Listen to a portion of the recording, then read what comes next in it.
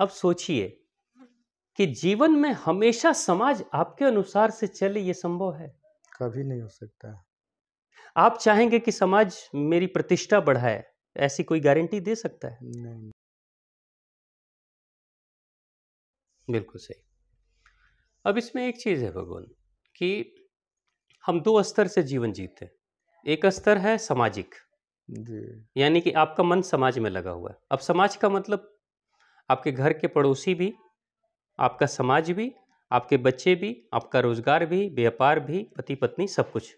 मतलब जो आपसे बाहर है वो आपका समाज है। समाज है। चाहे वो रिश्तेदार हैं, चाहे बेटा वो बेटी, शाखा चाहे है, भाई, मान लीजिए। हाँ शाखा है, जो भी है हम्म। आपसे परे, आपसे दूर, वो सब समाज है आपका। ठीक है। एक स्तर है जो हम समाज में रहते हैं और दूसरा स्तर है हम स्वयं में रहते हैं। तो सारी दुनिया की जितनी शिक्षाएं हैं, जो रहन सहन है, चाल चलन है, समझ है, वो समाज से जुड़ने का ही ज्यादा हम सीखते हैं। जैसे आप समाज में खुशी के लिए जाएंगे, मन नहीं लग रहा है, लोगों से बात करने समाज में ही जाएंगे। कुछ बेहतर खाना पीना खाने और पार्टी करने, एंजॉय करने समाज में ही जाएंगे, है ना? और अगर समाज से दूर हो जाएंगे तो आप ऊब जाएंगे, मन ही नहीं लगेगा आपका, आप बात किससे करेंगे? हम्म। तो आपने जितने रिश्ते बनाए, जितनी दोस्तियां की, जितने जान पहचान बढ़ाए, वो सारे तो समाज से बढ़ाए हैं ना। जी। आपकी खुशी का जो स्विच है वो किसके हाथ में है? समाज के हाथ। समाज के हाथ में। आपके दुखी होने का कारण किसके हाथ में है? समाज के हाथ। समाज के हाथ में। आपके मन में बेईमानी लाने का कारण किसके हाथ में है? समाज के हाथ में। आपका सम्मान बढ़ाने का किसके हाथ में है? समाज के हाथ और में। आपका सम्मान गिराने का? सब समाज के हाथ में। अपने हाथ में कुछ रखे ही कुछ नहीं है।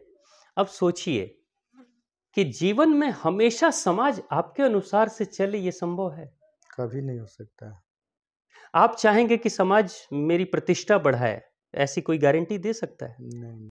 समाज आपको इज्जत करे, कोई दे सकता है? समाज सहयोग करे, दे सकता है? ना। बच्चे आपके मुताबिक ही काम करें, ऐसा कभी हो सकता है? नहीं। पत्नी बिल्कुल पतिव्रता पत्नी की तरह रहे और आपकी हर बात माने, ऐसा हो सकता है? नहीं। कोई गारंटी नहीं है।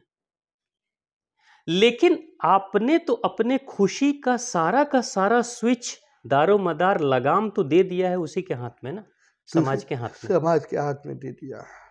तो जिस दिन समाज आपकी मनोकामना को पूर्ण नहीं करेगा, उस दिन दुखी कौन होगा? स्वयं अपना अपने होना आप पड़ेगा। होंगे, वो व्यक्ति होगा।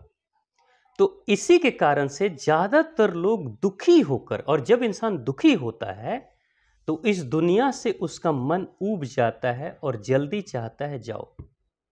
मोह भंग होता है, दुखी इंसान का मोह जल्दी भंग होता है और वो दुखी होकर इस दुनिया को छोड़ के जाता है। बुढ़ापे में अक्सर लोग क्यों जल्दी, आप देखते हैं कभी कि एक सरकारी अधिकारी है, बड़े पद पे काम कर रहा है, बहुत खुशहाल है, रिटायर हो गया, और रिटायर होने, जो कि रिटायरमेंट के समय बहुत एक्टिव था, सक्रिय था, शरीर से भी अच्छा था, मन से भी अच्छा था, बहुत खुश था, अचानक 5 साल के अंदर पता चला उसकी मृत्यु हो गई। मृत्यु हो गई। हाँ, लोग कहते हैं अरे बढ़िया थे भाई अभी तो। हाँ, 3 साल में बीमार हो गया, रिटायरमेंट के ठीक 3 साल के बाद बीमार हो गया, जबकि बैंक में बैलेंस है, पैसे की कोई कमी नहीं, खाने की कोई कमी नहीं, सब कुछ है। जी। अचानक क्या हो गया? कारण एक है, बहुत बड़ा कारण, क्योंकि वो सरकारी अधिकारी निरंतर निरंतर समाज पे ही आश्रित था। जी। जी। और ये ज्यादातर उन सरकारी अधिकारियों के साथ ज्यादा होता है जो बड़े गस्टेड ऑफिसर रैंक पे रहते हैं, जी। जैसे कोई आईएएस आईपीएस ऑफिसर। अगर वो रिटायर हो जाता है ना, तो जो रुतबा, जो प्रोटोकॉल उसको मिला करता था, नौकर चाकर, गाड़ी बंगला, स्टाफ, आगे पीछे लोग फाइल लेके घूम रहे हैं, साहब साहब कह रहे हैं, वो अचानक सारे लोग गायब हो जाते हैं। गायब हो जाते हैं। सही कह रहे हैं सर। और उस समय अचानक उस अधिकारी को लगता है कि अरे, मेरा समय समाप्त हो गया क्या? न नहीं उसके तो। पास साहब कहने वाला कोई है, जी। न उसके पास नौकर चाकर है, न गाड़ी है, न बंगला है, कुछ भी नहीं है। वो बिल्कुल अकेला हो गया, और अकेला हो गया तो अब बाहर की सारी खुशियां जो जीवन भर में कमाया था वो सारी खुशियां एक साथ में खत्म हो गई।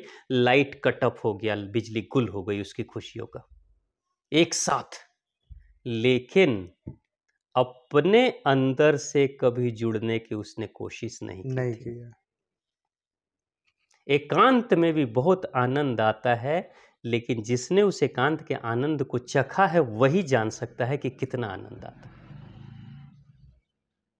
यही कारण है कि ज्यादातर जो सन्यासी, साधु, संत, ऋषि मुनि होते हैं वो एकांत में रहते हैं, किसी से मिलते नहीं, जुलते नहीं, बात नहीं करते, फिर भी उनके चेहरे पे अद्भुत चमक आपको दिखाई देती है। देखिए, हाँ, क्योंकि उन्होंने अपने खुशियों का बागडोर खुद ही अपने अंदर समेट के रखा है। समेट के रखा है, उनका स्विच बाहर नहीं, उनका स्विच अंदर है। अंदर है।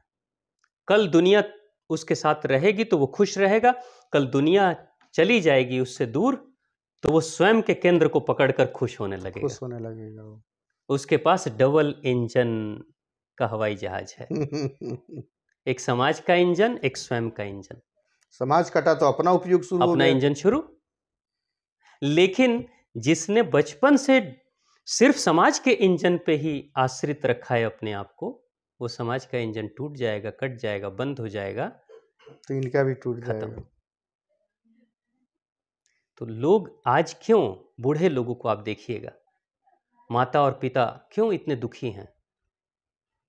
वो दुखी किस लिए हैं? क्या कहते हैं? उनकी सबसे बड़ी शिकायत, में बुजुर्गों से मिलता हूं, जिस बेटे के लिए मैंने इतना सब कुछ किया, जिस बेटे को पाला पोसा बड़ा किया, अपनी मेहनत की सारी कमाई लगा दी, वो बेटा शादी करने के बाद आज अपनी पत्नी के साथ रह रहा है, मुझे भूल गया, मेरे लिए अब उसके पास समय नहीं है। ठीक है, उस बाबूजी के पास भरपेट भोजन मिल रहा है, बेहतर वस्त्र है, घर है, सब कुछ है, लेकिन फिर भी बाबूजी अंदर से कुंठित हैं, दुखी हैं और घुट घुट के मर रहे हैं, और एक दिन कम उम्र में ही गुजर भी जाएंगे। तो यहां दोष सिर्फ बच्चे को नहीं दे सकते, क्योंकि बच्चा अपने जीवन में कहीं ना कहीं इन्वॉल्व है। अगर कोई बेटा अमेरिका रह रहा है तो वो आपके साथ नहीं रह रहा है तो आपके साथ रहने जैसा व्यवहार भी नहीं कर पाएगा ना, उसकी मजबूरी है। मजबूरी है। लेकिन जो काम आपको करना था पहले, कि बेटे से भी कभी अपने केंद्र को हटाकर थोड़ा अपने से भी जुड़ लो, तो वो काम किया नहीं। आपने उस तैयारी को नहीं शुरू किया पहले कि आने वाले समय में मेरा बेटा भी मुझे छोड़ के जा सकता है, पत्नी भी छोड़ के जा सकती है, समाज भी छूट सकता है, एकांत में रहना पड़ सकता है। तो उस एकांत की तैयारी आपने की ही नहीं, कुछ भी नहीं, 0% किया है। अचानक ब्लैंक हो जाता है सब कुछ, तो इंसान शिकायत करता है, और शिकायत का मतलब दुख, और दुख का मतलब समाप्ति, दुख का मतलब बीमारी। अब देखिए, डबल डबल खराबी है उनके साथ। एक तो कम आयु में चले भी जा रहे हैं, और दूसरा वो बोनस क्या लेके जा रहे हैं? दुख। हाँ,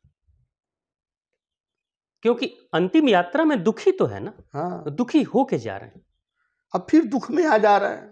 अब फिर जन्म लेंगे तो अगली बार दुख में आ जाएंगे ऑटोमेटिक। तभी तो कहा जाता है ना, जो हमारी भारत की जो सभ्यता थी, उस सभ्यता में क्या सिखाया जाता था? भारत की सभ्यता में सिखाया जाता था एक बच्चे को कि वो बच्चा समाज में जाएगा, 15 साल 20 साल के बाद समाज में जाएगा। तो समाज में जाने से पहले बच्चे को सिखा देते थे कि बच्चा खुद से जुड़ लो, स्वयं से जुड़ाओ।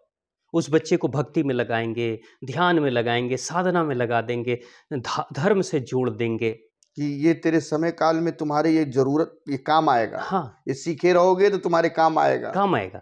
तो बच्चे को पहले बचपन में उससे जोड़ दिया, उसी से जोड़ दिया, ध्यान के माध्यम से खुद को जोड़ दिया, अपने आप से जोड़ दिया, अपने आनंद से जोड़ दिया, है ना। यानी कि दोनों काम किए जाते थे। बच्चे को इंट्रोवर्ट भी बनाया जाता था, और आने वाले समय में बच्चा एक्सट्रोवर्ट तो हो ही जाएगा।